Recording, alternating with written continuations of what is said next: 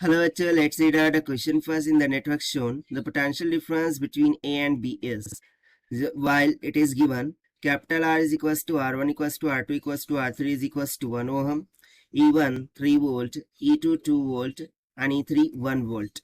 So यहाँ पर हमें एक सर्क्यूट देख रखा है, ठीक है। रेजिस्टेंस कैपिटल आर और ये R1 R2 R3 ये तीनों कैपिटल आर की इक्वल है और सभी की रेजिस्टेंस 1 ओहम है।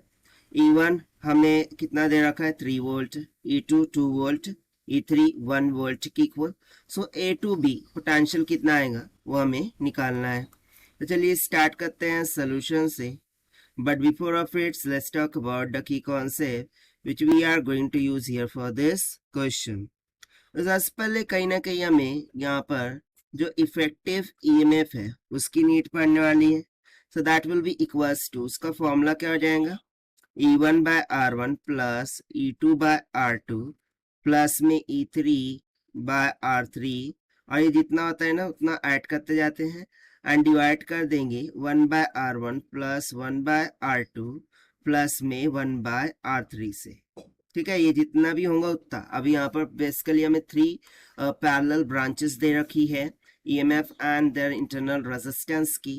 सो हम यही यूज करेंगे। सो यहाँ से सबसे पहले ई इफेक्टिव में कैलकुलेट कर लेता हूँ, ठीक। So this will be equals to, so E1 कितना दे रखा था 3 वोल्ट डिवाइडेड बाय R1 हो गया 1 प्लस E2 कितना दे रखा था 2 volt R2 1 plus E3 1 volt और divided by 1 by 1 plus 1 by 1 plus 1 by 1 की इक्वल। सो इसे यहाँ से फर्दर सिंप्लीफाई करते हैं। सो E effective that will come as to be कितना आ जाएगा देखिए 2 plus 3 plus 1 6 divided by 1 plus 1 plus 1 3, so it will comes out 2 volt. Similarly अब हम R effective calculate कर लेते हैं। so that will be equals to, so देखिए सभी के सभी तीनों रेजिस्टेंसेस कैसे कनेक्टेड है पैरेलल में, ठीक है ना। सो पैरेलल सर्किट में हम क्या कर सकते हैं कि जैसे कि इक्वल रेजिस्टेंस है, सभी के सभी क्या है इक्वल है, किसके, कैपिटल ऑफ आर के। तो सिंपली हम इसको क्या लिख सकते हैं कि this is nothing but R effective will be equals to R divided by 3। So that will be equals to 1 divided by 3 ohm.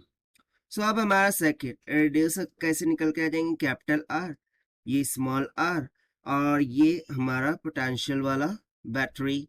और यहाँ पर 2 पॉइंट्स थे A एंड B जिसके अक्रॉस में हमें रेजिस्टेंस को कैलकुलेट करना था, सॉरी पोटेंशियल को कैलकुलेट करना था।